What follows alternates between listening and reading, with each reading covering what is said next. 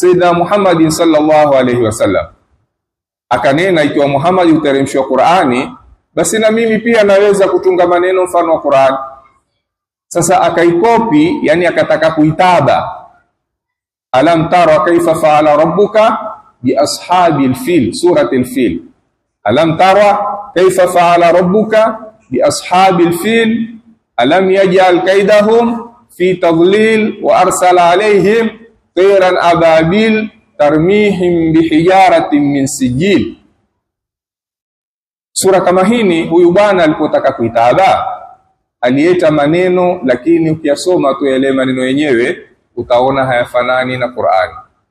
Katika tungo zake Musailamatul Kadhab alnena alfilu malfil wama adraka malfil lahu dhanabun wabilun wa khurtumun tawilun wa inna dhalika mimma khalaqa Allahu laqalil.